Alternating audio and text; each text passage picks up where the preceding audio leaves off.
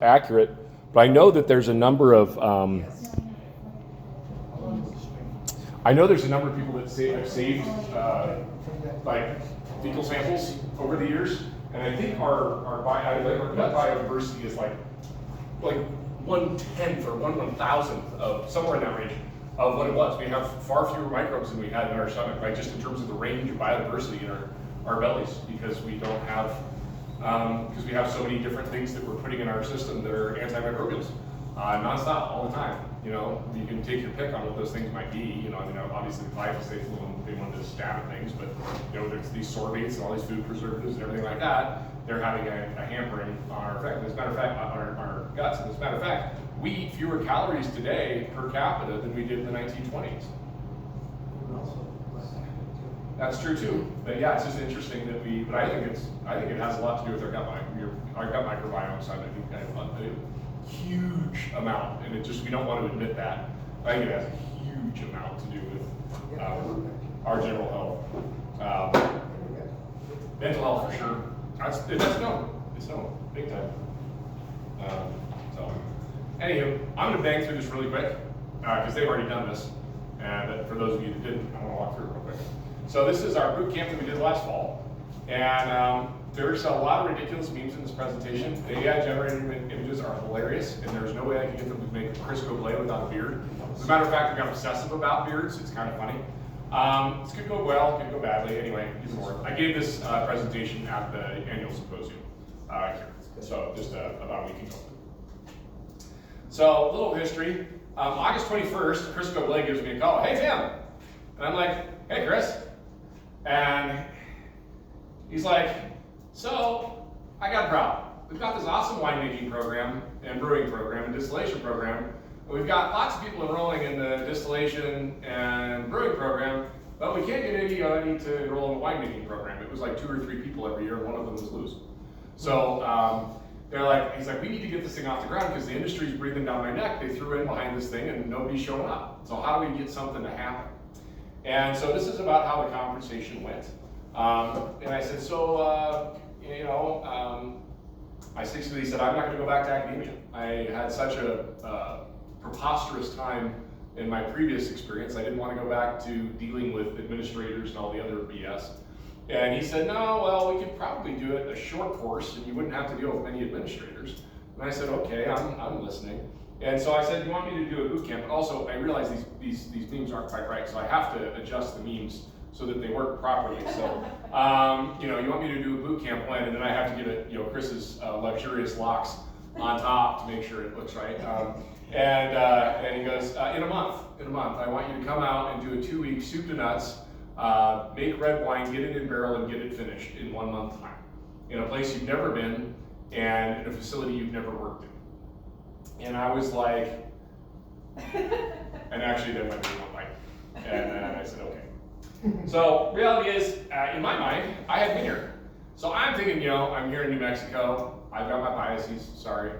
And I'm like, we got this great winemaking facility. So I'm thinking it's like, my uncle's shed. This is my uncle's shed for winemaking. And I was like, we're gonna come down and have a couple of tanks, maybe a couple carboys.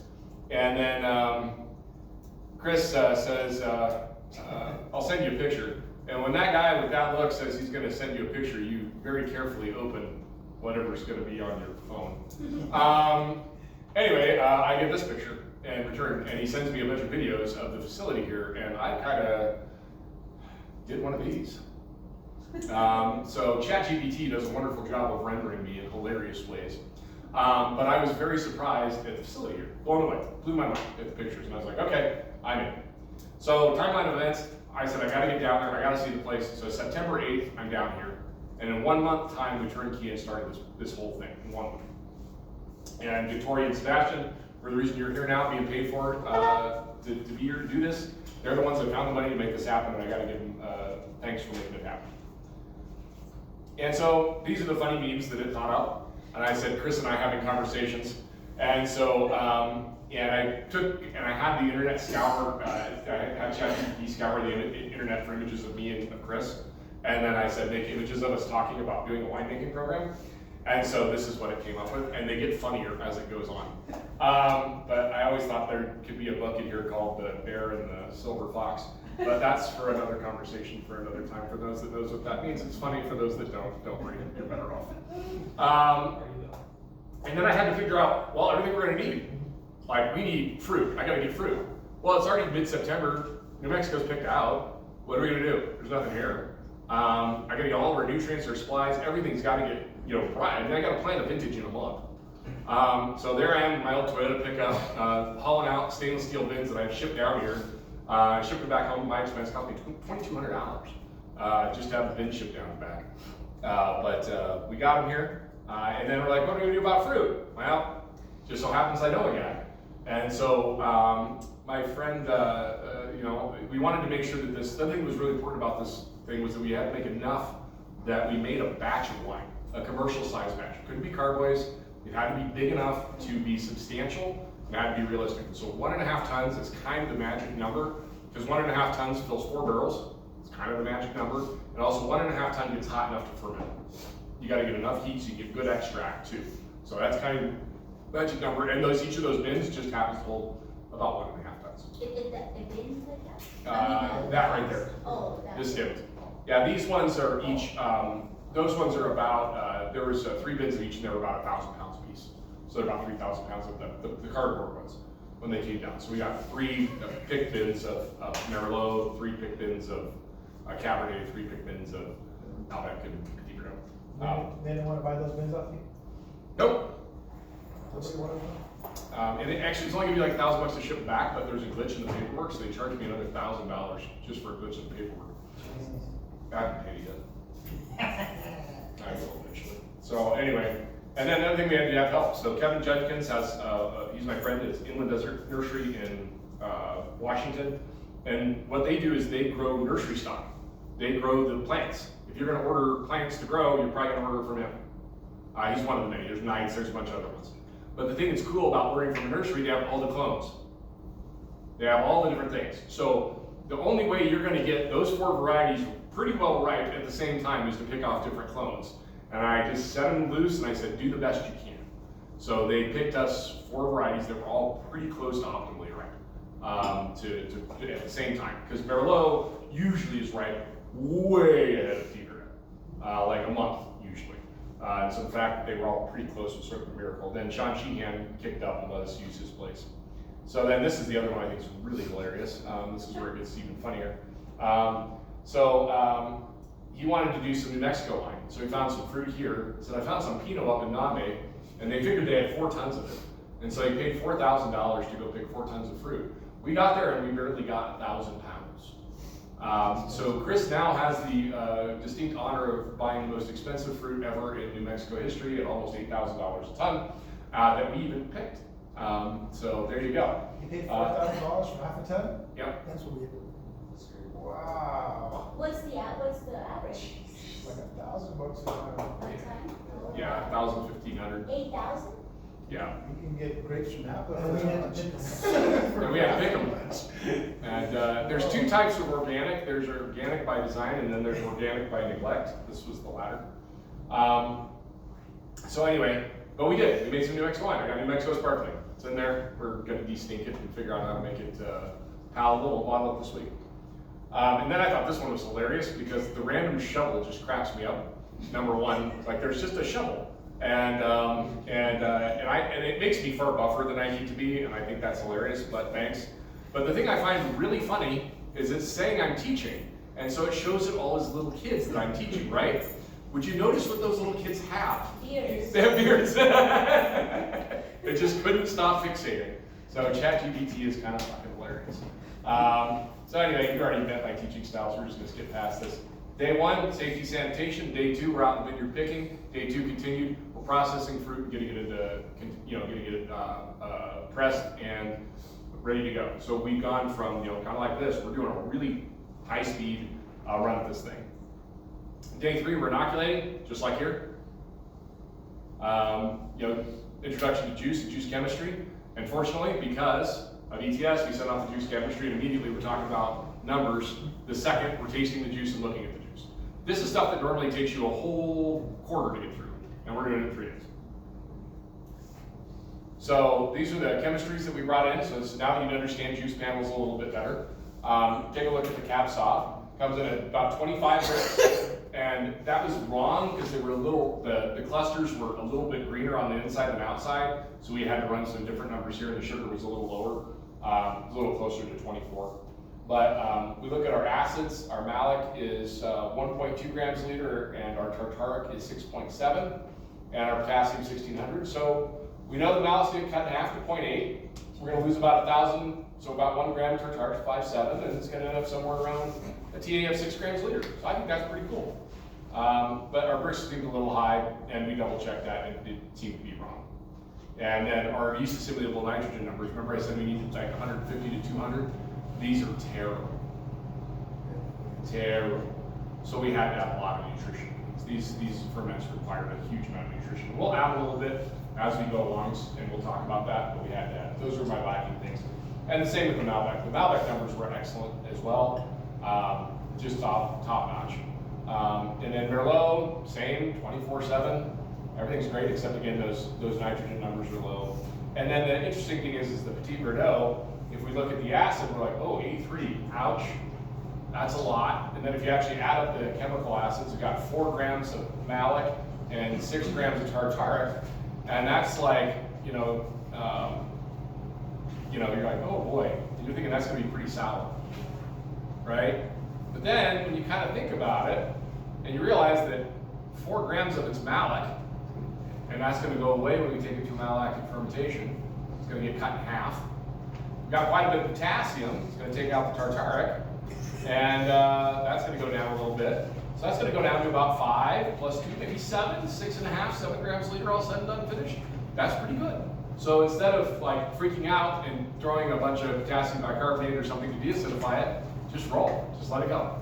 And if we want to deacidify it later, we can, but we just didn't. So the great thing about, there's bad news and good news about this fruit. The good news is it was perfect. The bad news is it's perfect. And that's bad.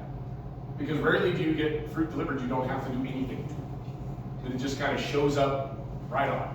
Normally we're adding sugar or we're watering back or adding acid, and we didn't have to do any of that. These wines are just what they are.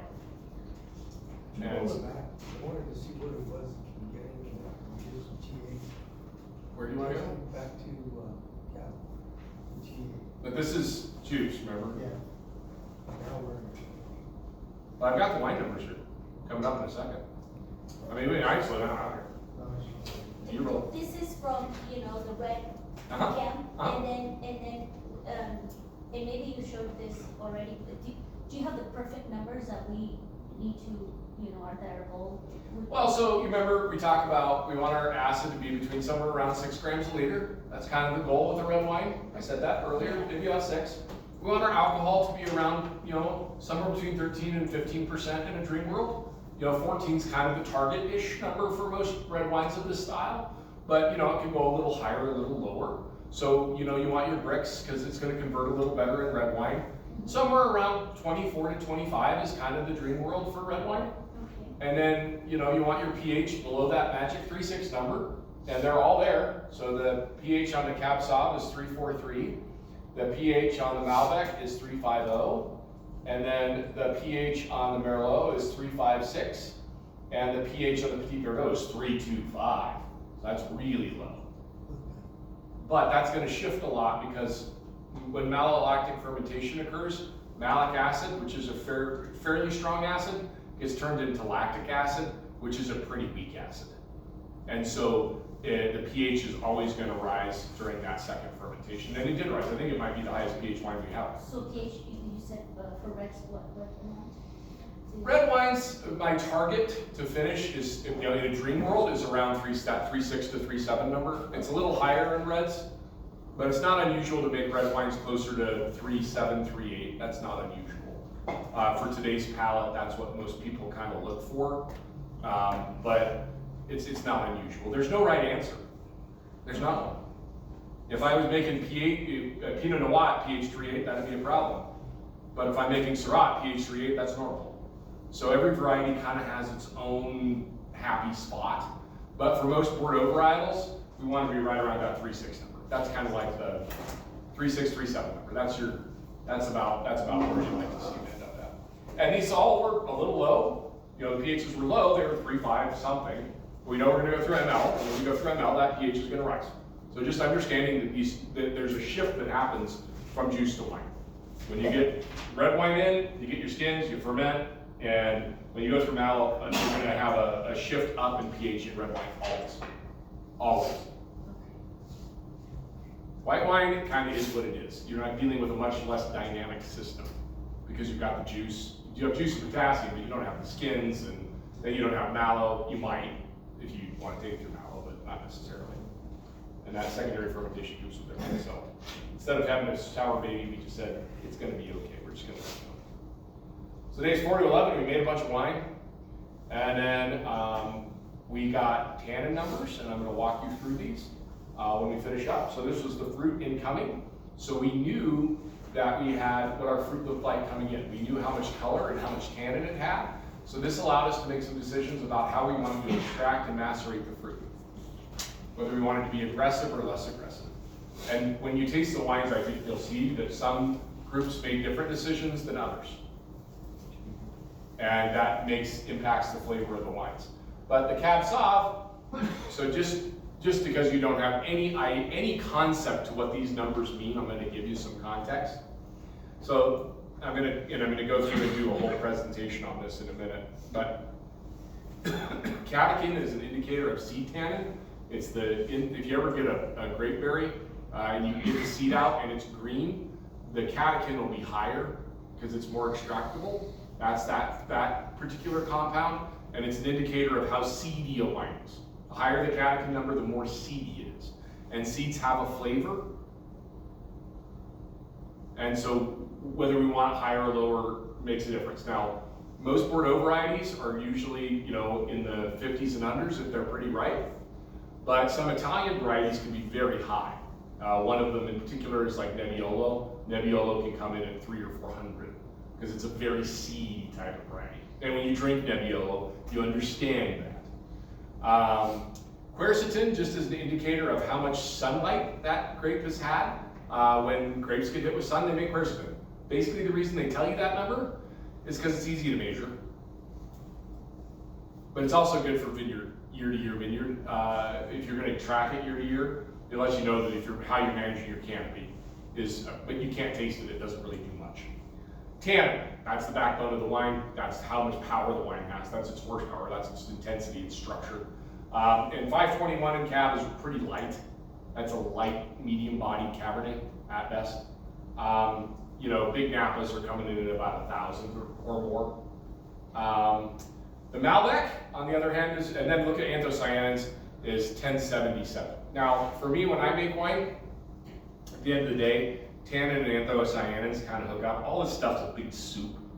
And I know it's a lot to think about, but I want to have at least double the amount of anthocyanins that I do to tannins. So that's a me thing. Everybody's got their own rules, their own whatever. This is my own kind of biases. But I like to have that because that's going to give me enough ability to polish up those tannins. And I'll show you what that means here in a second, but it's going to be easier to tell you with Legos. But that's just a general axiom. Whereas we go to the Malbec, we have almost 3 times as much color as we do tannin. So that wine's going to be really easy to polish up. But at the same time, we have so much color, if we don't do something to hold it in solution, we'll lose it. Anthocyanins go away. They like to disappear and disappear quickly. So I mean, if you remember just one number, the Malbec at harvest was 2,000, and then we'll see what it's at in wine. You'll see how quickly they go away. This is not on our drive, right? On our share folder? Yep. It is? Should be. Is the boot camp in there under a PDF? If I haven't put it up yet, I will. I don't think so. I haven't put this one up yet? I can. Take me like 30 seconds. Take me a minute. Okay, I can probably try. Sure. Just are some people taking notes off of it? You don't have to do it right now. Yeah, I don't do that right now, just Okay. so we can print it out later. Yeah, no, everything, if it's not on there, it's gonna go on there. Oh. I did this, I fixed this one up at 8 o'clock this morning, that's why this one's not on. Because I wanted to include I had the phenolics in You have a there. refresher for everybody? What? You have a refresher for the. Yeah, well, the other thing too is, I was gonna do phenolics, but they don't, without giving them the whole Lego presentation, they're completely meaningless. So I gotta do that again. So I've incorporated the Lego presentation into the tannins for the wines that you're. So, And then Merlot was the lightest of all at 497, but the group that made Merlot wanted a light wine. That was a choice. They wanted to make a very elegant, pretty style Merlot. And actually, a question: would it be valuable to have the wines in front of you while we do the tasting? Yeah. Should we do that? Let me get through this real quick, and I'll finish it up. And classroom contest, this is all the stuff that we taught. So we did a wine equipment, juice solids, which you just did, advanced acid chemistry, which you did, fermentation, yeast nutrition, SO2 chemistry, intro to phenolics, fermentation vessels, fat management, and oxygen management. So those are all the things that we got through, and we're going to get through a little bit more. Day 12, we got down and got press down in Sheehan. We did free run to the new oak barrels, and then everything else is kind of a menagerie of press fractions. We're going to taste them all. Is that you, Isaac? Oh. Yeah, it is. This is all. Max. It's Max, and then there's Isaac. Oh, And the Bumblebee. And that's Joanna. And then Joanna, and then there's Tim in the top. Yep. Tim and This is why I need you to take pictures, Joella, that's why we take pictures. Yeah. because I'm going to break y'all up. I think that's Joanna. Yeah, Joanna. Joanna. Joel was pulling fruit into the. Oh, yeah, it is Joanna. Yeah. Okay. And there's the- Mike, right? Mike, yeah. Yeah. And Taylor's right there. And there's Shad, staring at his. I love Shad. He was a good guy. He's so sad he couldn't come. He wanted to come so bad. He lives in Dallas. Yeah, he does. Yeah, he's been sending emails. I'm giving him links to the lectures because Nice. Hi, Shad. He's like a spiritual mentor. Yeah, he was awesome. He's so chill. So chill. Yeah, super down to earth. And we ran in the same circles our whole life. Like, it's crazy. I mean, I'm sure we ran across each other at some point in time. He But, stopped me for years. Huh? He stopped me, Oh, really? Oh, cool. Dude, he bought me some chilies, these dried chilies he got at the farmer's market here. He's with everything. They're awesome. Yeah, super awesome. And day 14, we did fortified wines and then went over to Bosque and drank. This time we're going to do the same thing, except instead of fortified wines, we're going to, you all are going to present your wines to each other, and then we're going to go to the Viva Vino tasting room. Yeah. and hang out. So here's our current chemistry. So why don't we do this? Let's take 5, because that's already 30 minutes and you're probably already falling asleep. We get some coffee. Let's go pull a bottle of each, and we'll do the next part. Let's, do you want your Malbec, you want it all neutral? Yeah. The Merlot and Cab, I think, should be out of the new. Yeah, we were looking at it for Gorilla. Okay, Cap was not. new. And then PG, what do you want? Let's do the new one. The new? All right. Just a quick question, so with the Petit Verdot, how were the tannins and the Oh, yeah. The backup on fruit, yeah. 695. Because I'm just thinking like Tarantino. potential blends. That's what's good. Yeah, so the Petit Verdot is $6.95. Yeah, so it's one of the more tannic. And actually, it seemed to have gone up a bit from there. So, and then the total anthocyanins are $13.86. So about double again. But then the wines turned out a little different, but we got a little more or less aggressive with some of them.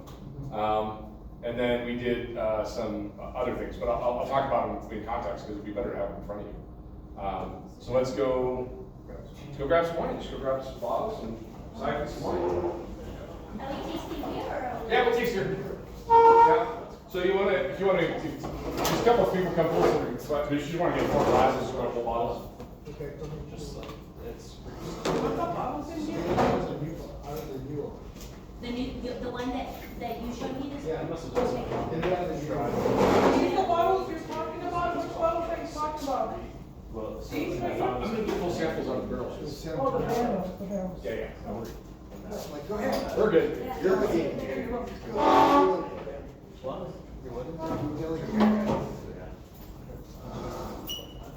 From Alex. So that's why I laughed.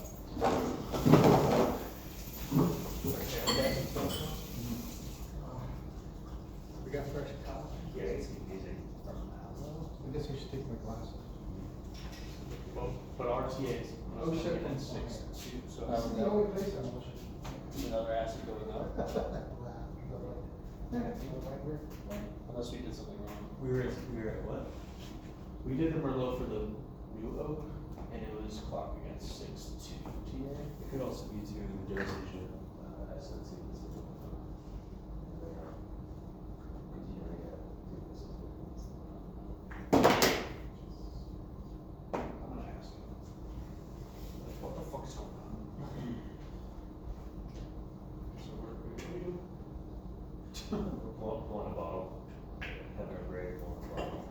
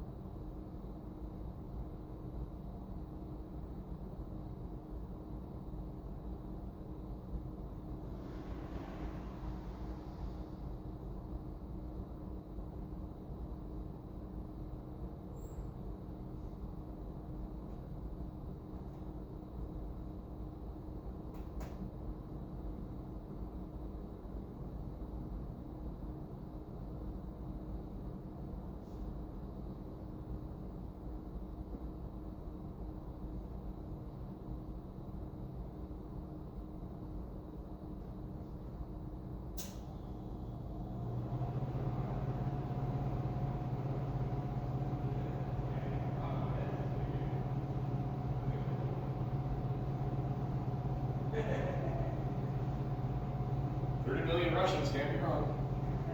I'll disagree. What's the average lifespan in Russia for men? Like 56? With or without a bear, that's the question. Yeah, that's good. Yeah, you have to remember if they have a bear or not. Actually, bears are illegal in Russia. Really? So then those people are just kind of having it illegally? Is that what it's The Russians are a different breed. It's like, oh, are you talking about cage bears? Yeah, yeah. Okay, I was like, what are you talking about? They're, yeah. You know, I've always wondered, like, you know, like, not on my book of unintended consequences. What are the impacts that our language, you know, how we speak, how do we activate things in our brain, and how does it impact our culture and our personalities? You know, Well, I'm sure you're aware of this. The word bear is descended from the Proto-Germanic word for brown, because there was like some evidence linguistically they were afraid that saying the name of the animal would invoke the animal. But in Greece, it's not as big a deal. So like Arctos is bear. Arctos, where the bears live. Bears don't live down in the Aegean. huh? Interesting.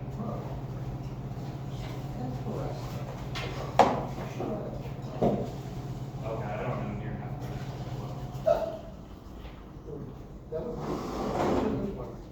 Oh, there it is.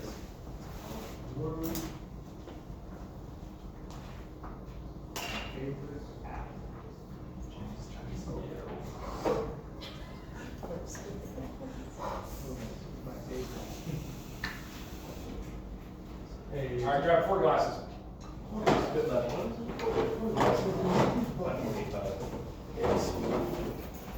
So we did TA for the new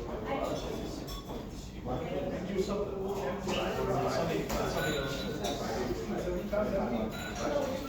Do me a favor, slides. You have a trailer or a truck?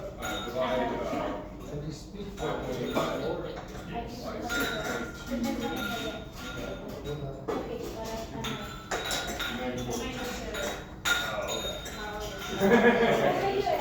That was like other but 95 instead of 5. What was it was like the same? It was like, what would be?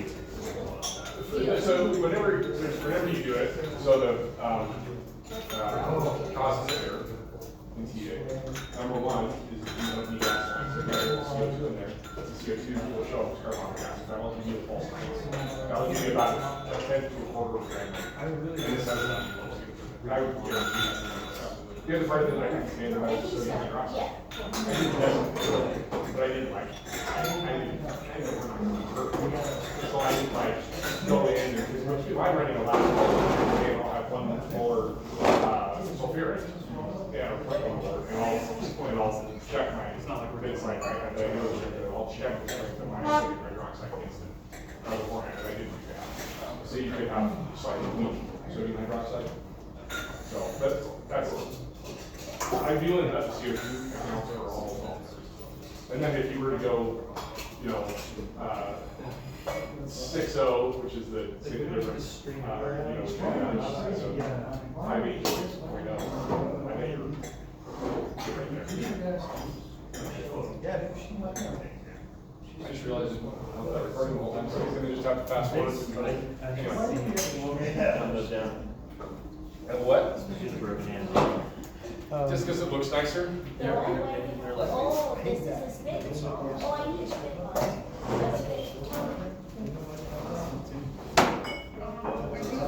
Okay.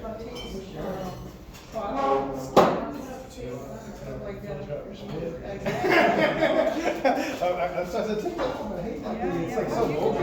Yeah. You can take it off, and some people don't actually see it. Yeah, all right, maybe that's what it is, a visual thing. Yeah. I hate it because it's like, to me, it seems vulgar because it's like always sitting right there on top of the spittoon holes.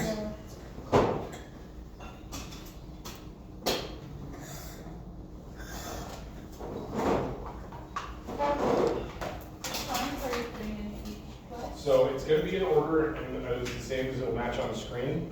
But the first wine is Merlot, the second wine is Cab Sauv,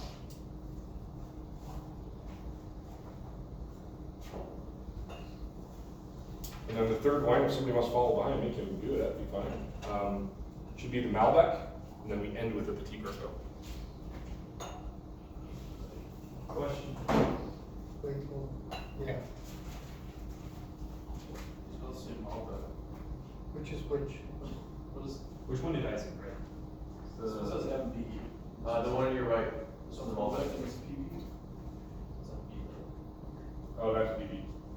I wrote BB. I did that. That's BB, sorry. That's me. We were talking, somebody said Malbec, and I wrote Malbec instead of. We're doing PD last, right? Yeah. Who's last, yeah. BB's the very end. Yeah. Merlot.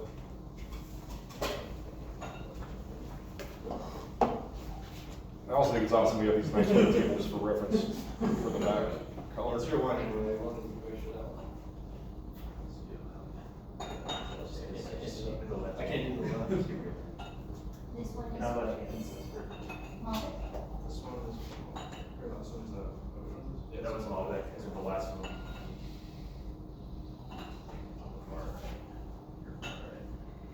And that's Petit Verdot.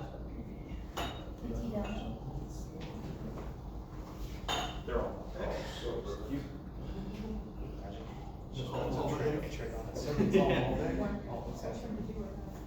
Would you like me to get a couple of tasting glasses? No, I took, thank you.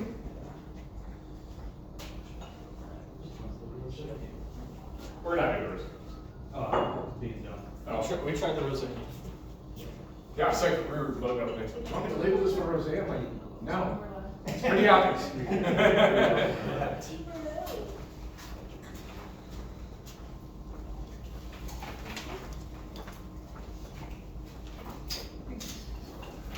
So we're also going to go through these again. Which I need to make sure before we start racking and stuff tomorrow that I pull samples of the new oaks before we start blending these up.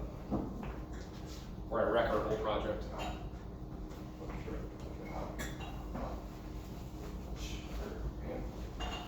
These are some sloppy words. All right. So if you want to take a look at these just in general chemistry right across the board, pretty similar, in terms of pH, the Cap Sauv being the highest, and the Malbec being the lowest. With that alcohol anyway. And then pHs were coming in, right in that 3.6 to 3.7 range, which is smashing. And then the highest TA, which we saw in the beginning, was the PV, but you can see how much that conversion changed. So if we go through on each one, I think the things that are particularly interesting from just a raw chemistry perspective is they're pretty similar in alcohols. They're all about 13.5%, which is pretty classic, nothing particularly unusual. It's a little low compared to what we usually make in my neck of the woods. They usually are in the mid to high 14s for most reds, but there's a trend towards doing a little bit lower alcohol, so what the heck, we can go ahead and do that. And then the pH, the Merlot 3.64, that's textbook, literally textbook for a red wine. Cap Sauv at 3.75 is also textbook. That does seem high, but we're talking red wine versus white wine. We're in very different ones. But 3.75 is 3.74 is nice. Malbec at 3.64 again textbook. This is, you couldn't write these. And we didn't do anything to them. And then the Petit Verdot, I think, is kind of interesting that it turned out to be the highest pH, even though it came in at the lowest pH. Came in at 3.25, but remember it had all that malic acid. So when you got malolactic fermentation, the pH just went. So it ends up, that's the reason that the pH ends up so high on the Petit Verdot. And then volatile acidity, I think if you do want to give them a smell, the Malbec will probably have the most distinct nose, and it will give you the most obvious sense of a little elevated volatile acidity. Not in a bad way, I just think it's there. And for those that weren't here, all the other ferments were started with inoculations. The Malbec we let go native. We just kind of let the natural yeast do what it did for a while, until it seemed to be getting a little unruly, so we reeled it in.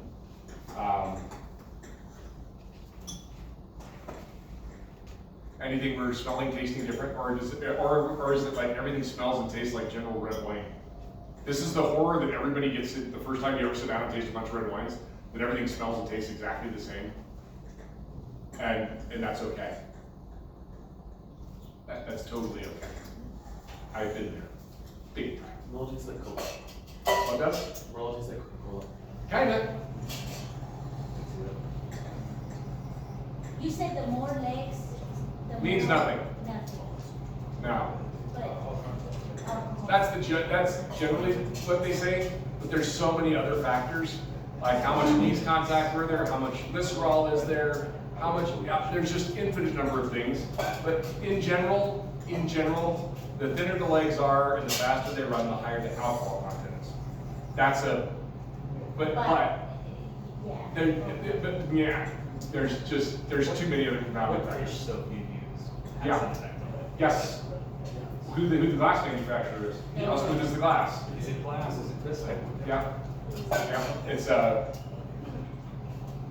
legs are actually more telling in distilled spirits than wine. In distilled spirits. Oh, so more, Because there's less stuff. oh. Wine has a lot of stuff. Wine's the most complicated, it's the most complex beverage in the world. Wines are divas. They are. So we're going to talk about our stinky rosé. All right. Phenolics. This was the subject I hated teaching because it's all theory and it's just really hard. And most phenolic chemists, in my experience, are assholes. I don't know what it is about phenolic chemistry except for a couple I met in the old days. Like Vernon Singleton was a pretty good guy, but there's a lot of guys that just, there's a particular knack that comes with a lot of phenolic chemists that are just grumpy old cusses. And so my thing is that every time I talk about phenolics, all I saw was chicken wire. Because that's all we're doing is chemistry, and all I see is these things that look like chicken wire. So I made up this compound. This is called 1,2-dimethyl chicken wire, and that's actually what it is, because up at the top, that's actually a dimethyl group, and the rest of it's just chicken wire. So when we talk about phenolics and you look them up in a textbook, you're going to see a bunch of stuff that looks like this. So you're going to see an acetaldehyde linked polymer to an anthocyanin, ethyl linked anthocyanin tannin adducts. This is the flavillum ion that's in red wine that gives it its bright red color. And then they all glue together and stick together, and that's what it looks like. But the reality of what phenolics are is they're just sunscreen for grape berries. That's what they're there for. They're there to protect the berry from sunshine. They get tannin the same way we get tan, from the sun. And so realistically, if we want really good color in our fruit, we have to expose the grape to sun. This is what we talked about earlier about red wines. And so that way we get that really nice dark color, and that really great attractive color is through that sunlight exposure early on, and then later in the season, we let that sunlight come along and we'll start to get more color later on. But the reality is the reason we have color in red wine grapes is strictly because it's designed to become virgin. And if I have another winemaker tell me they're a non-interventionist winemaker, I'm going to slap them. There is no such thing as a non-interventionist winemaker. In every wine, there's about, say, 1,500 decisions that may or may not be made. The difference between an interventionist winemaker and a non-interventionist winemaker is like 1,550 to 1,500. If you decided to, because like the thing is like, okay, visualize a vineyard in your head, right? Do we have rows? Are the grapes equidistantly spaced? Did you get carrier pigeons to exactly shit every 6 feet? To get those grapes to land in that exact spot to sprout? Yeah. Or did you think somebody came along and took grapevines and intervened by digging up the soil and putting the grapevine in the ground? Then maybe they intervened by putting water on it, or maybe some fertilizer. Maybe they intervened by putting it up on a trellis so that it's not just growing all over the ground. Then maybe they intervened by pruning it. Then maybe they intervened some more by leaf stripping or pulling up the wires. Maybe they intervened by putting fertilizer on it. You know what else they did when they intervened? They picked the fucking fruit. It didn't just fall off the vine in a bowl. You went out and picked it. And you chose when to pick it. What's that called? An intervention. Okay? If you're in this industry long enough, you'll probably be one of your own. Anyway. Point being, and then when you picked it, what did you do? Did you just stem it? Did you crush it? Did you foot stomp it? Oh wait, that's an intervention. Did you ferment it? Did you add yeast or not add yeast? Did you add nutrient or not add nutrient? Did you add sulfur or not add sulfur? Did you press it? Did you put it in a thing? Did you intervene by putting it in a bottle? There's lots of steps of intervention. Now, whether or not you add a lot of chemical or not, that's a different thing. But the reality is of all the thousands of decisions we make, a few of them involve different chemistry. Maybe a little sulfur? Maybe a little yeast nutrient? But if you're not adding yeast nutrient, you're probably adding fertilizer in the vineyard. So take your choice. But the fact of the matter is, we have highly interventionist winemaking. And we can drive phenolics a lot with our interventions. So I'm going to talk about tannin. Tannin is one we talk about a lot in wine. These are, I'm going to read you the slide. They're flavonoid polymers found naturally in grape skins and seeds. They're in everything, by the way. Everything has phenolics. Everything has tannins. Every plant does. Everything does. We can measure phenolics in peppers. I'm sure they do. There's probably a study on it. Looked it up, but I'm sure it exists. We know that there's phenolics in blueberries. That's a lot of study in that because they use blueberries for all kinds of different antioxidants and other stuff. So we know that. They greatly affect mouthfeel in red wine. This is the most powerful, phenolic flavor. This is what makes red wine red wine. This is the essence, the core, the backbone of wine. And they have a strong affinity for oxygen, and they provide stability to the wines. Red wines age generally a lot better than whites because they have tannins. Sulfur does come into play, and sugar can come into play to add lifespan to a wine, but tannins are very good at sucking up oxygen. They themselves don't suck up oxygen, it's indirect. Remember I said oxygen reacts with alcohol to make acetaldehyde? If I back up a couple slides, there was aldehyde linked tannin as, anthocyanin adducts or whatever. That's aldehyde gluing it together. So we, as winemakers, we can choose to make tannin glue. We can glue by the way we ferment, maybe managing oxygen, we can glue our tannins together by using natural stuff. And I'll get to that in a minute. But tannin is what gives wine its structure and its weight. Now, if you look in a textbook, this is what the tannin structure looks like. But the reality is it looks a lot more like this. It's just a big old mess of all the different possible phenolic compounds that aren't sugars, just stacked and glued together on top of each other. But the thing is I hate chicken wire. I can't stand it. So this is what I think of when I think of phenolics, because it makes it a lot easier for me to understand. Okay? Because it's really hard for me to think about all these different interactions and everything else and how it works in some practical, reasonable sense.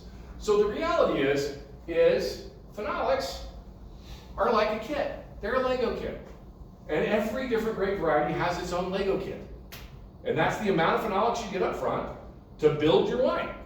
And how big of a wine you build. This is the Lego kit for Pinot Noir. This is the Lego kit for Cabernet Sauvignon. You get a much bigger, actually that's probably more like Petit Verdot, to be honest with you.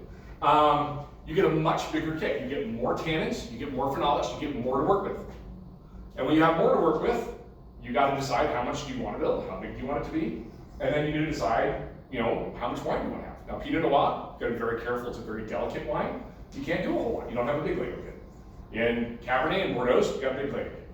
We got a lot of material to play with, and so that gives us an opportunity to change and push our wines around quite a bit. So, first thing I want to talk about is anthocyanins. These are color.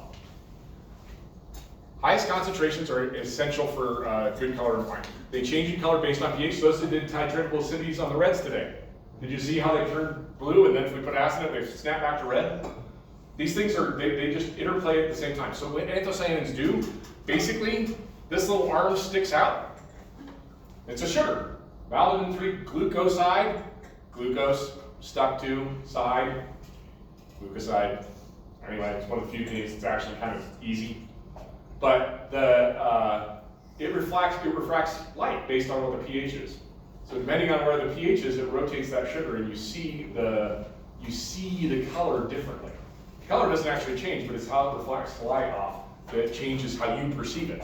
And that's important to us because we want to perceive things we want to drink. And these are all colors that I want to drink. I look at these and my mouth waters. I can tell that they've got good acidity because they're bright.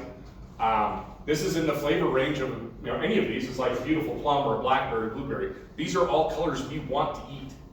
And that's part of why we worry about anthocyanins in wine, is we want to make sure we get the color where we want to eat it. I mean, if you don't think you drink wine with your eyes, you are full of it. If you ever want to have your soul destroyed, go to a blind tasting with black glasses. You will wreck anyone. When you put black glasses in the way, everything falls apart. And they have solid black glassware, you can't tell what you're drinking. It is soul destroying. My cockiest students, I do a flight of wines in black glasses and just watch them melt. Just melt. It's outstanding. So, they're super expensive though. They're like $15 a glass. You could just get some spray paint. Yeah.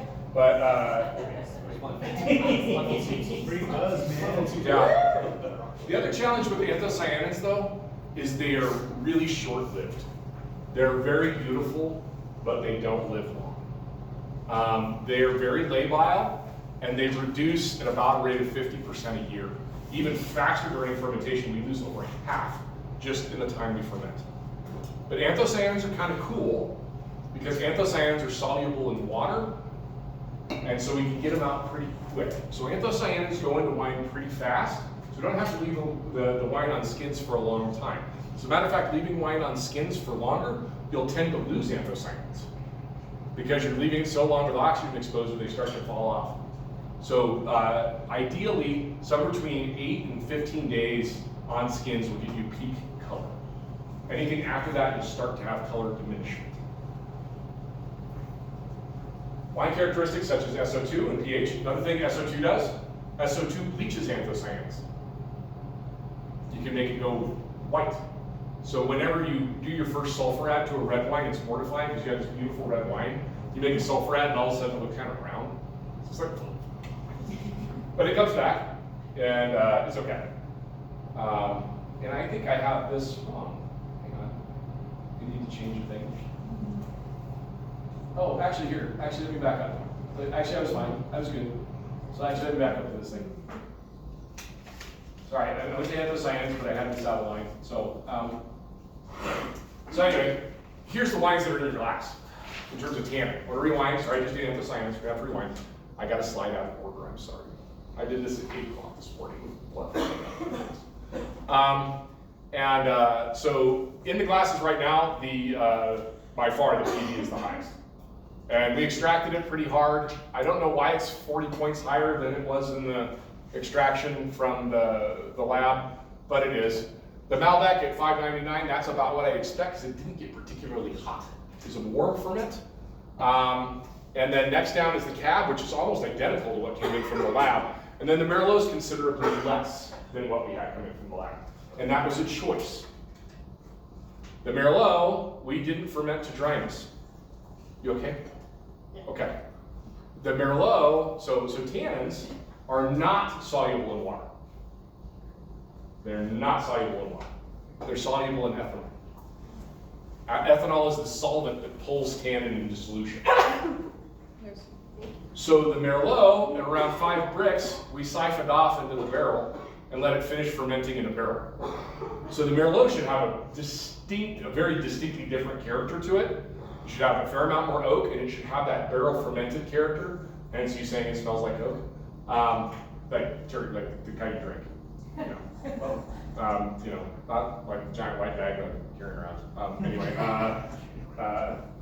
I tried certain Coke once, but the ice cubes got stuck. Anyway, I told that joke in 6th grade. It was the funniest thing I'd ever heard in my life when I was 12, but anyway. So we deliberately reduced the amount of tannin in the Merlot to make a very silky, supple Merlot. 3/16's kind of Pinot Noir range.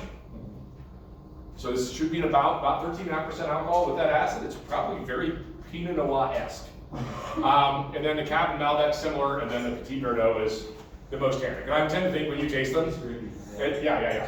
But there's also some other reasons for that too. So we talked about anthocyanins, and this is pretty good. But total anthocyanins, this is pretty interesting. We have the Merlot at 523, which actually is pretty good. Held the anthocyanins, we had about 1,000 coming in. The Cab Sauv 633, we had about a little over 1,000 coming in. The Malbec still has the most, just barely. But the only reason why the Malbec couldn't get more is we just didn't have enough to hold it in solution. We did a stim inclusion, we did all sorts of other stuff, but I was afraid when I looked at those initial numbers, I was like, I'm afraid we're gonna lose the color. And we do, it's very labile, it goes really quick. It's still got more than the rest, but fair amount. And then the Petit Verdot is just a hair behind the Malbec in terms of total anthocyanins in terms of color.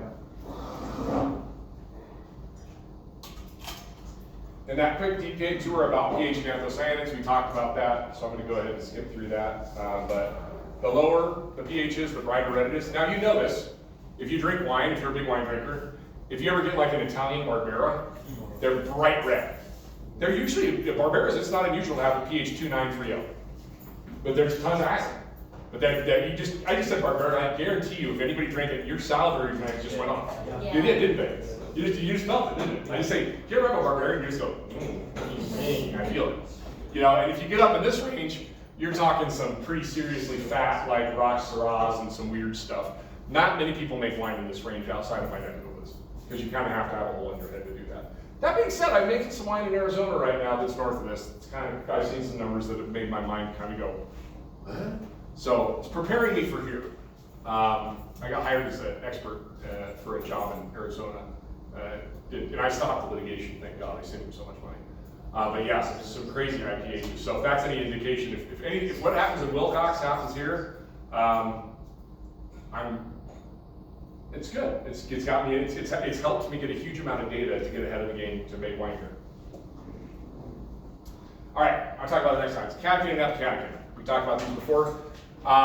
These are president monomers and the primary components of tannin. Okay. Highest concentrations in seeds and stems of immature grapes. Pinot Noir has much higher concentrations than Cab or Merlot. Nebbiolo has the highest. As grapes mature, the phenolics combined with other compounds in the seed form a seed coat. As a result, seed phenolics become increasingly difficult to extract as seeds mature. They're generally lower in wines that are made with riper seeds. The reason for that to happen, this is actually an evolutionary response.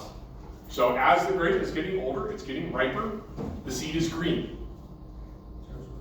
It turns brown. That's when we want to harvest it, is when the seeds are brown if we can. Pinot Noir, you're never going to get brown, they don't turn. Temperatinos are really hard to get brown, they don't turn. But that oxidation that causes that browning to happen, that we call lignification of stems, that hardens the seed of the grape so that it can pass through a bird's gut, be scarified, and grow into a plant. If they eat it too early and it's still too green, then the seed won't sprout. So our goal is to get those seeds nice and lignified, and then those compounds won't extract. The importance, they're useful extractive seed wines. And again, Pinot Noir, we talked about this, but one of the things that we think is interesting, I've theorized, is that catechin seems to kind of help hold color into solution. So if you have a wine with low catechin, you might want to add something else that has it to help up that. And the Malbec had low coming in, but I kind of think of it, catechin as the foundation. It's the basis of everything. This is where all tannins start. They all build off of this. See, tannins are the beginning. Everything else builds on top of that. So you have to have something to start with. So some varieties have low catechin, really low.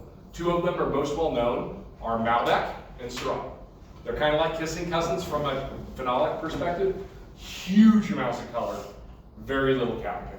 And why that's a problem is that you need this to stabilize this. So a lot of times people that make Malbecs and make Syrahs, even Pinot Noir also, but that's just because the Lego kit's really small and they want to get as much as they can to build something that's, not laughably tiny. I like to make fun of Pinot people, it's just me. I love Pinot, don't get me wrong, it's just what I And so in order to stabilize that color, you gotta put something else in there, so we use stems. Very commonly, we add stem inclusion and do whole cluster. And that does have a profound impact on tannin. Yes? Does co-fermentation also help with the stabilization of color? With Viognier? Yeah, the VAs and No. No? Yes and no. The answer is short-term, yes. Because the anthocyanins are kind of like flat sheets, and when you put some of the other ones in there, they do a thing called pie stacking, so the colors kind of stack on top of each other, but after about 6 months, they all slide apart and it reverses. But stem inclusion is magnitudes. You can look them up, actually. I don't know what issue it is. You can probably type me in Wine Business Monthly, and I've got 2 articles on stem inclusion where we did in duplicate trials of stem inclusion, and they're vastly different wines. Yeah, vastly different wines. So we look at catechin, and you know, a Merlot is pretty low, but we didn't care. The Malbec was pretty low, which isn't that, 17's not entirely low, but compared to 2,000 milligrams of tannin, oh my God, or of anthocyanins, what are we gonna do? So what we're gonna do to the Malbec is we're gonna throw some stems in there, baby. Because we need those stems in order to tie up that color, give it something. And because we have so many stems, or so much color, we can polish up any of those rough edges that the catechin might leave around. Does the same effect occur with whole cluster pressing? It's not as profound. Okay. It's not, it does help. It does help. There's a lot of things that are factor in. So if the stems are really brown, they have a limited effect. If they're still kind of green, they have more effect. Because once they're lignified, you can't extract. The other thing that impacts is if you throw just stems in after it's been destemmed, huge impact, huge. Whereas if it's whole cluster, it's more moderate. But adding stems back in does have a big impact. And I always thought it was nuts. My Italian cousins in Denver, they have Ballesteros Winery. They would destem their wines and then throw the stems back in. And we all thought they were nuts, but it turns out maybe they weren't. But then the PVE has plenty of catechin. It has plenty of building blocks. It has plenty of tannin. So we're definitely not going to be doing any stem inclusion foot stomp Petit Verdot anytime soon. Okay, so the other thing we're going to measure are polymeric anthocyanins. Oh, big words, so annoying. Poly means many, so they're just glued together anthocyanins. That's it. Just a big word for anthocyanins that are stuck together. That's it. Nothing else. And actually, they're generally anthocyanins that are stuck to a tannin. And now I'm gonna separate this room from one side to the other. Who likes really big tannic red wines? Who doesn't? Anybody here doesn't? Okay. Really tannic, but medium moderate. You're moderate. Okay. So the people that raised your red hands for really liking big red wines, I am going to be willing to bet you drool far more than the rest of us. You're the droolers. In general? Yep, you produce more salivary protein than me. I don't like big tannic wines. I'm sensitive to them, very sensitive. And so when I went to work at the school, my teaching partner, the guy that was teaching before me, his name's Mike Moyer. He's the teaching, he's the lead instructor director at Lake Michigan College now. And if you could make 2 people more opposite, it's us. I love Mike to death, but we are just, in every way, shape, or form, completely opposite. But his wines were just, like, I walked in and I was like, I can't even taste these things. They're so tannic. They're just wines of just unparalleled brutality. And so we're talking back and forth.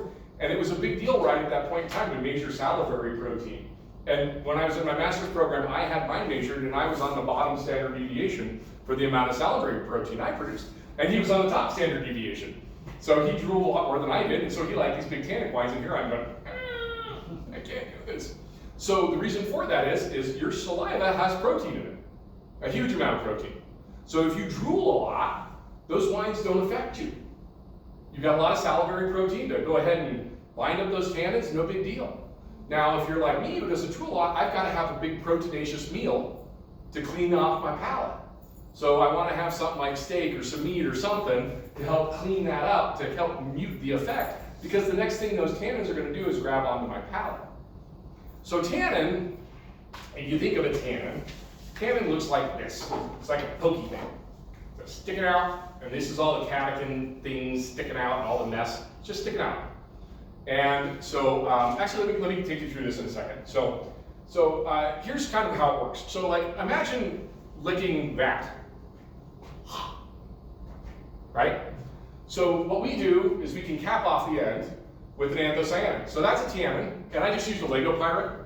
The better thing to do, you know, the smooth Legos that you can't stack anything else on, that's actually the more appropriate thing. I just like pirates, so it makes it more fun.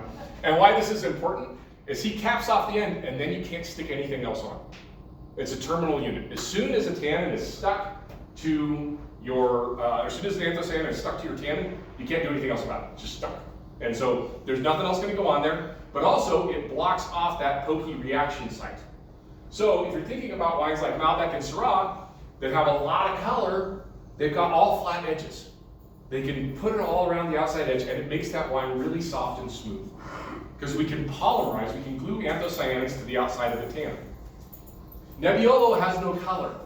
All you get is pokey edges. So that's why when you drink Nebbiolo, it looks like rosé and it tastes like pain. And so, you know, and this is Nebbiolo. On the other hand, it's all tannin, it's all pokey edges. There's nothing else smoothing it out. And we can drive that. We get the ability to do that. Because we can use tools at our disposal in our wineries to glue the anthocyanins on. Now, the problem is, you gotta have them begin with. So if you're not doing a good job in the vineyard managing and your anthocyanins are way off, you got way too much tannin, you're in trouble anyway. But if you happen to have a good balance, you can do some things to it. So let's take a look at our polymeric anthocyanins. And this is really where the Malbec shines. Because remember how much we had in the beginning? We were really able to stack a lot on the outside edges of those tannins. And the PV looks like it's got a whole lot, but in comparison to how much tannin it has, it doesn't. The cap sob is soft, and then the Merlot is light, but so is the wine.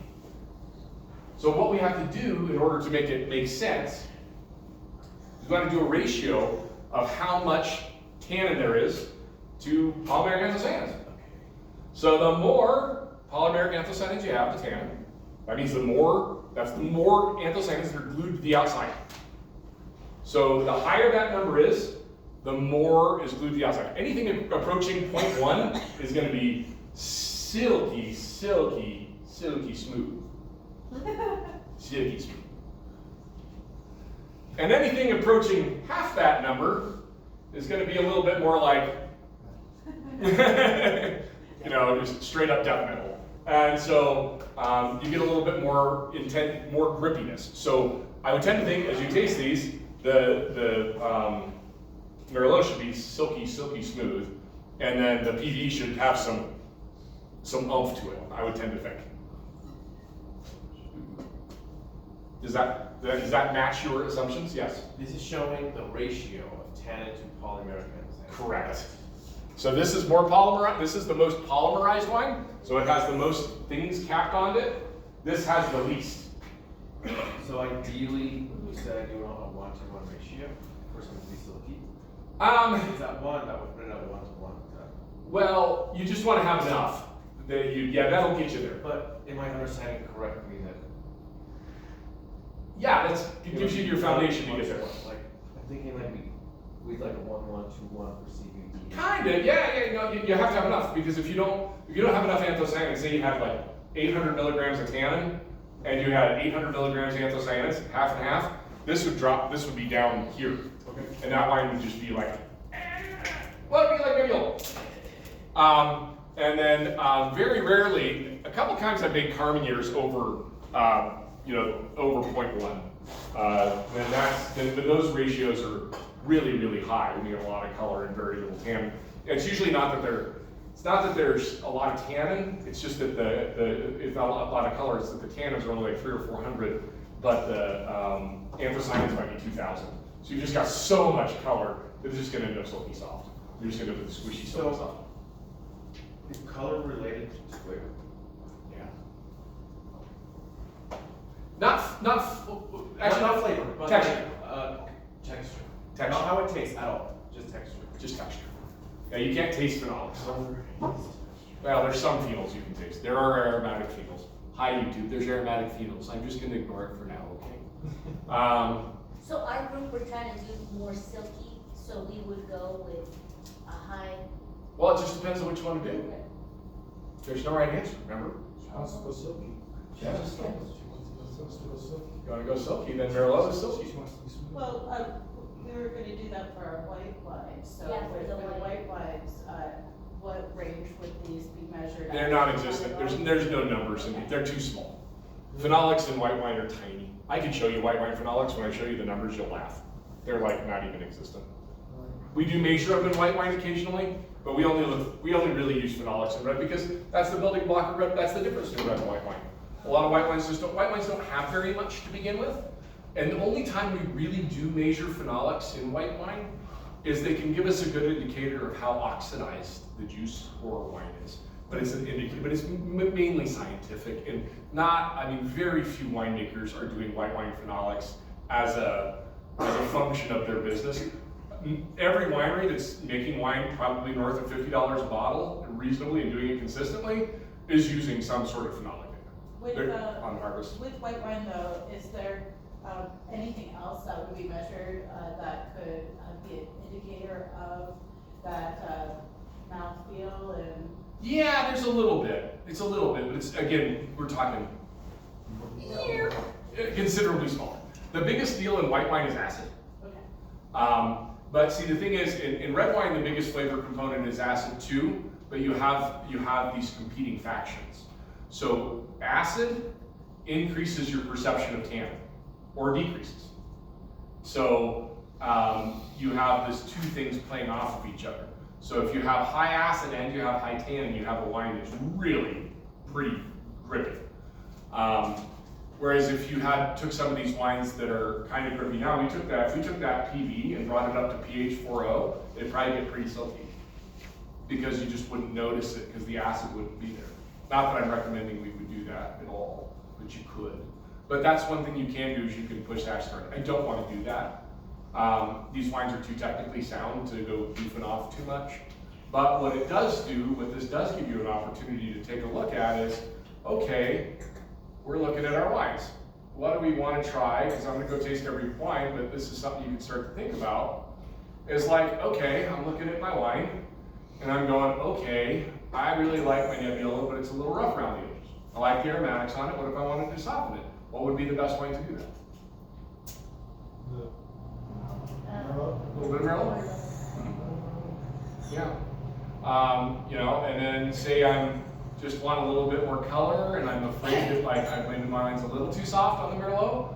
Maybe a little Petit Verdot might come along, and so you can use chemistry to start predetermining your blending instead of just doing it strictly off of feel.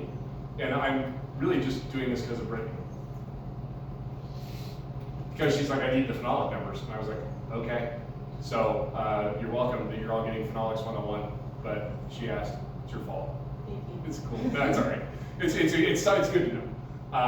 But I think it'll help inform your blending decisions if you have this data in front of you. I'll make sure I get it up on the drive so that you can start to work on it a little bit. So sometimes those things help out. Now, does that mean anything? No, because blending wine is a nightmare. It is, and I think my explanation is probably fairly accurate. I've stuck with this for probably 15 years as my explanation. But like, if you had, a Muslim, like say a Saudi Arabian, a Sicilian, German, American, and a Norwegian, and we all sat down to dinner, we'd probably have a pretty good time. Because that's what happens when you're not an asshole. But if you lock us in a room where we can't leave for a while, and we can never get out of it, you might start to notice some of our cultural differences show up. And we might have some conflicts in that room. So here's the deal. Each one of your barrels of wine is its own culture. It has its own chemistry, it has its own microbiology, it has its own stability, it has its own culture. And every barrel out there has its own culture. Some cultures get along really well, some don't. Just is what it is. And the problem with blending is sometimes it's the day that you're doing the blend, you're sitting down to dinner. At that moment in time, those wines go great together. They're wonderful. You think you've solved all the world's problems right then and there with that one blend. Then about 2 weeks go by, And you find out the catechin in this wine doesn't like the anthocyanins in that wine, and doesn't like the yeast in that wine, or the bacteria in that wine, and then they pitch a fit and start fighting. And the number of times I blended wine and thought I completely nailed it, and then 3 weeks later I came and tasted it and went, holy Mary, what have I done? It has been many times. So it doesn't always work out as expected. So that's one of the struggles with blending. Blending is very powerful, and I want you to have an opportunity to play around with it. I'm just gonna let you kind of go at it. We're gonna grade barrels today, and we'll let you kind of do some trials tomorrow, and then we'll rack later. But you know, that's the challenge with blending, is that you think you got it, and you might just goof it up. But if you are going to blend, which we are, you want to do all of your major blending about 6 months before you bottle. So that way it gives time for those cultural differences to work themselves out. Because eventually we all figure out we have to live together, and we're going to have to do it, you know, somehow. And so the wines eventually settle down. They kind of go through an uproarious time where they fight, and then eventually they settle down and get together, and everything's okay after that. So that's why I like to blend now, so we can get it back in barrel, so that when we do bottle the wine, we'll be back in stasis. The last thing you ever want to do is blend a wine like 2 days before you bottle. If you want to guarantee that you're going to have a problem, change a thing. Change one thing, and I guarantee you, you'll have precipitation in bottle, you have re-ferments, you have all kinds of stuff. So we want to do our blending as early as possible. So right now, all the blending I've done for my clients is being done now, and will be done by the end of April, for wines that aren't going to bottle for another 1.5 years. Because I want to get ahead of the curve. Now, I might do some small tweaks at the end, but no more than 3 to 5% at the end. A little bit here, a little bit there. When are we blending? Tomorrow. Tomorrow. Yeah, but I want to go back and do some barrel tasting here, and go through all the barrels kind of one by one, and then decide which ones we like and which ones we don't, or if there's anything that we feel like is off a little bit. We've kind of done a few of them, that's great. What are your thoughts on the wines that the folks that haven't tried these before? You can be brutally honest, okay? Judgment Tastes free. the same. Tastes the same? A lot. I can tell the smoothness, Yeah. but a lot of it's like, yeah. Mm-hmm. Oh yeah, the horror the first time you sit down and taste wine. Red wines, they all taste the same. Yep. Strictly by the numbers, what would you say is the best wine? Just by the best? Yeah, I mean, could you kind of guess which one is? Do you like metal or jazz? How long is the string? Exactly. Because like whenever I'm seeing it, it's like all the numbers are lining up. It's like Malbec is the best wine. You may have some biases. It's hitting all the numbers. It's like right there. I'm like, oh my God, I just made the best wine there is in the world, man. Like, The Malbec's solid. I think they all have.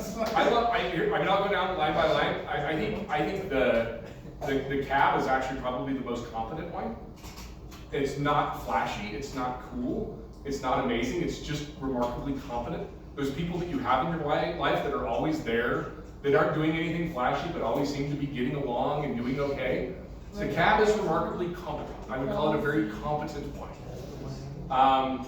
The Merlot, I think, is very friendly. It's like a nice hug. It's your pal that you hang out with. It's just a good friend. You know, nothing flashy, nothing fancy, but you always feel comfortable. You don't feel like you're gonna, have to put yourself out there. It's just a nice wine. I think the Malbec is impressive. It's powerful. It's a unique wine. It's got a lot of intensity to it. And then the Petit Verdot is just, from an aromatic standpoint, is glorious. But it's a wine of again, huge power. I mean, that's a powerful wine. I mean, that isn't everybody's cup of tea.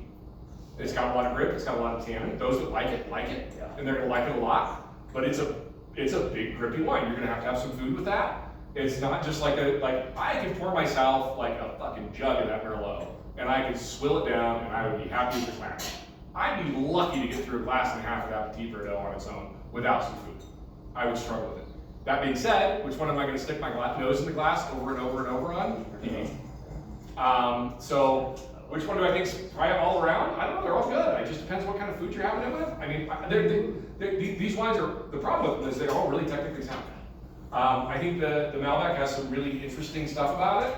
I think it probably has the most potential to do well in a competition. because it's kind of loud and obnoxious. So what I'm hearing you say is Malbec is. He might do okay too. I don't think the Cab or Merlot would do very well, particularly in competitions, but that's okay. But yeah, exactly. See, that's the problem, is there's a big difference between, yeah. See, but it's like traditional, it's like classical music, you can, you know, Yeah. it's always gonna be good. Yeah, it's like jazz or. Yeah. What do you like? Yeah. And it depends on your mood too, because if you're in a. The TV does like crazy opera, it's like not everybody can. Yeah, it's like O Fortuna. Yeah.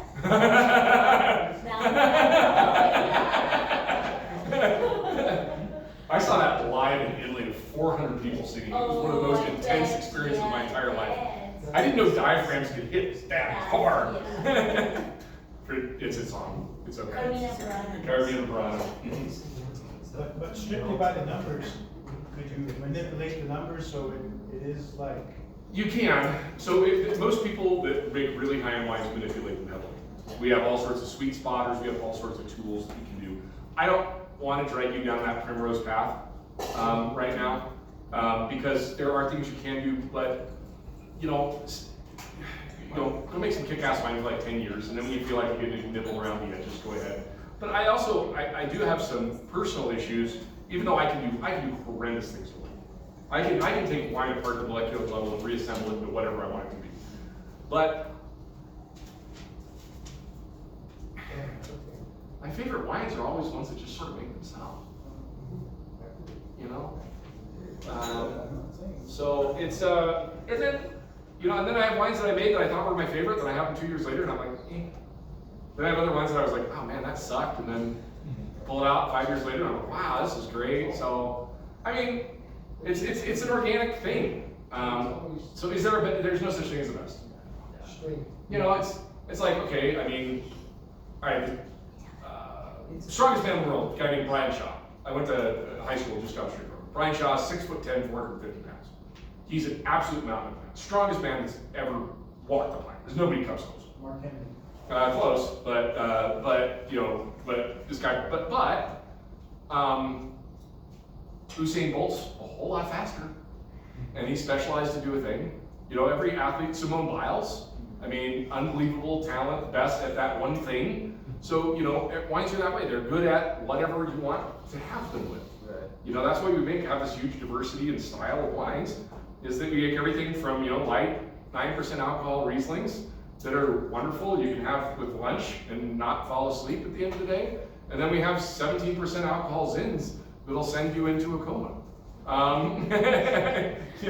So I mean, there's one for a time. The one thing I don't like though is wines that taste like lazy, and I can taste lazy in wines, and these wines don't taste lazy. They get oxidized, they get brown, they get rustic. I don't like that. I don't like wines that taste lazy. I like wines that taste like they're put together and polished, and you can tell that the winemaker took care of them. What's a good example of a lazy one? Now, who'd you say, natural? Hopefully we'll taste one sometime in the class, but We're going to Little Bear on Tuesday. where? Little Bear PM is a coffee shop that turns to a natural bar, or natural wine bar.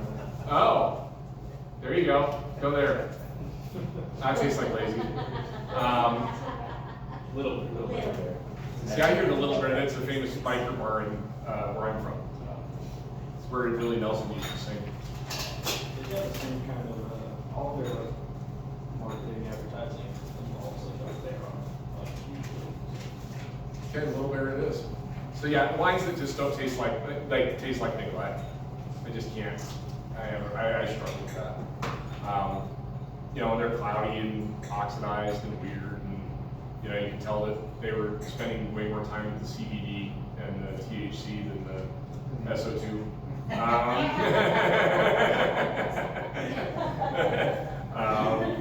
That's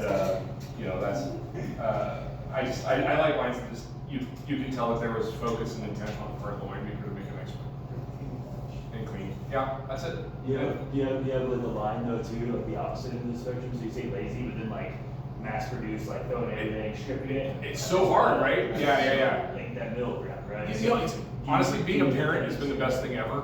Because when you watch other kids and how they're raised, it's not necessarily my kid, because my kids probably have way too much attention and she's an only, and we're both, you know, career older people, so she's hell on wheels for her own problems, but, you know, I mean, you shouldn't be discussing heavy philosophy with a 12-year-old, yet I do that. So she's gonna be complicated, that's my fault. But, you know, there are the parents that let their kids do absolutely everything or completely neglect them, which is terrible. There are parents that abuse their kids because they just poke and prod and can't leave the goddamn things alone. And they ruin their wines because they're messing with it more than they need to. And then there's this fine line of, you know, just enough neglect so that they can go find themselves and find their own place, but still know that they're taken care of and they get meals every night. I think there's a fine line there too. So there's completely overprotected helicopter and lawnmower parents that never let their kids do anything or find themselves at all because they're just doing absolutely everything for them. And so you get different outcomes from that. So I think wine is like that. So just you know, the goal is to have you know, this. I love the song from The Gambler. You gotta know when to hold them, you gotta know when to fold them, you gotta know when to walk away and know when to run.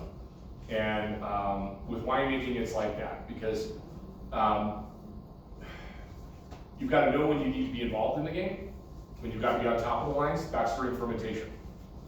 Then you got to know during malolactic, you got to hold up. You're not in it every day, you got to stop. So you've gone from vintage where you're just going pound, pound, pound, pound, go, go, go, go, to everything's a barrel.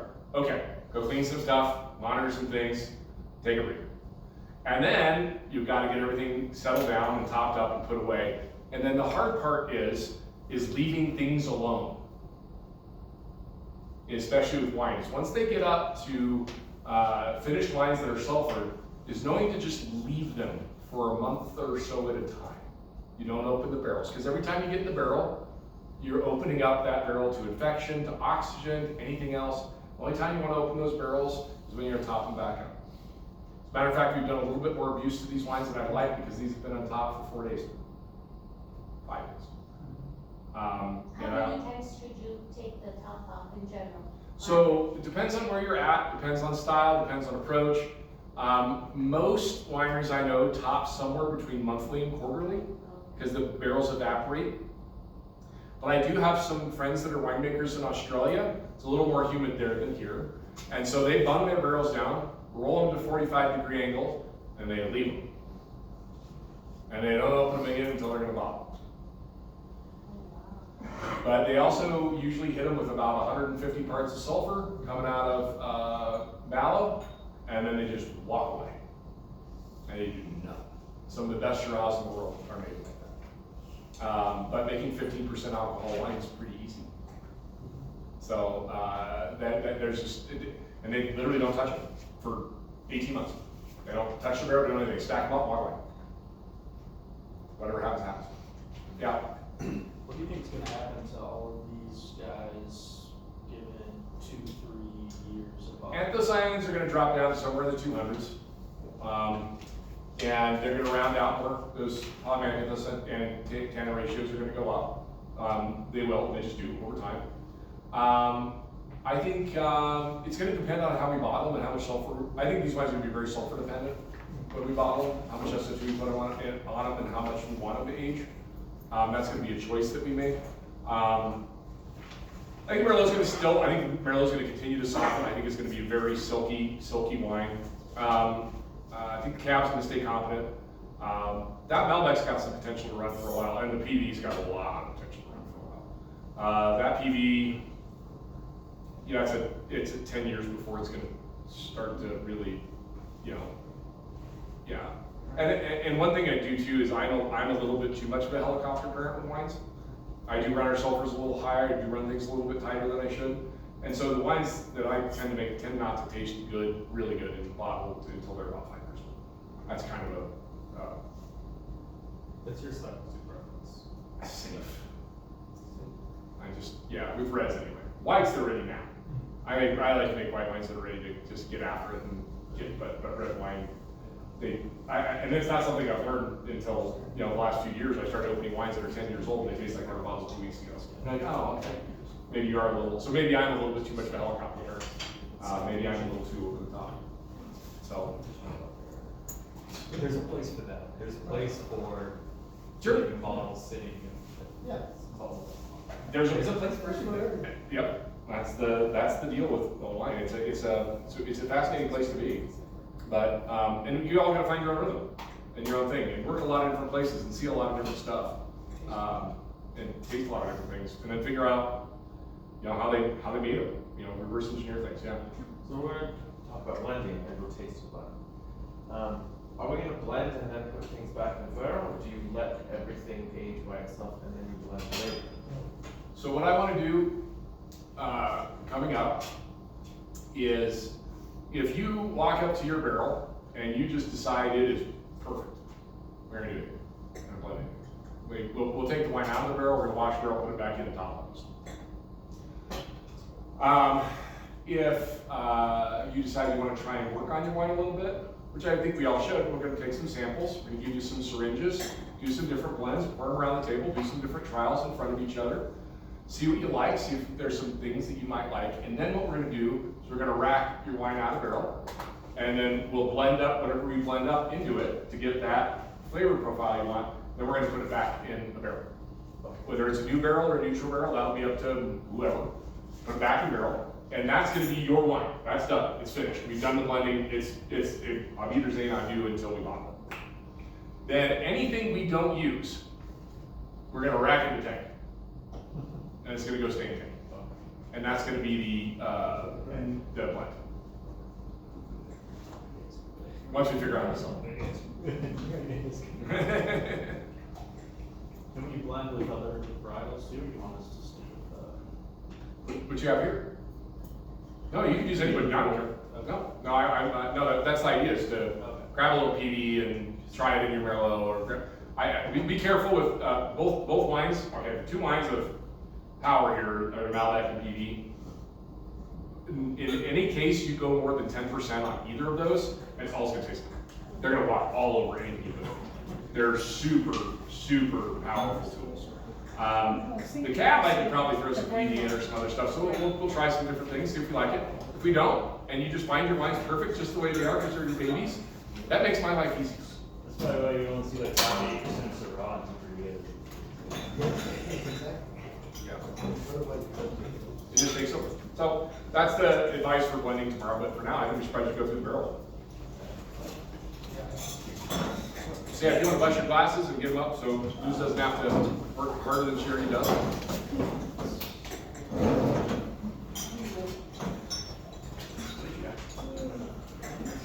Still tasting nothing? Is it just fruit day or root day? Flip them over. I think it's only 2 days out. I don't want to believe it, but I swear to God, I know it is. It pisses me off so bad. I see someone like, oh my God, this is so good. Like, what is it? Fruit day. Every time. Buy the banana calendar. I don't want it to be true. Yeah, I'm gonna go to the barrel, but you gotta go, right? So you're gonna be able to taste them all tomorrow anyway. I just want to go through and see if we can find any barrels that taste bad. If there's anything we want to. Thank you for sharing those knowledge. You're welcome. You asked, I was like, Oh, oh, thank you. analytical minds, teach analytics. Let's do it. Even though it's like different barrels will have some differences, it'll give a different taste going to like. Yeah. At least there's that. Absolutely. I think it's. Mess around, get to the different day. No, you're getting out of it. Might be good. Very fast. Have a coach for this. Oh, what did we get? What you did. If you follow what I did to your hands here, you'll make good wine anyway. And you move. So like, you look back, you got your wine right? Yes. You did when you did this.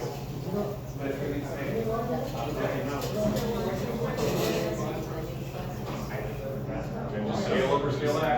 That's like the joy of cooking wine making. It's gonna be a long night. I don't like. It's one of those nights where you're like, go home and take a nap, so that way you have energy, and then, no, it's when you wake up. 9, 10, and you're like, It took me about 10 years. now I gotta do my work, yeah. And then, and even then, it's still just like. Oh, so you still have Right. Yeah, it's like, when you just gotta, once you, you know, and it's like anything, you know, first time you do it, so I'm like, you know, I would call it more, How long is the string? but I call it more,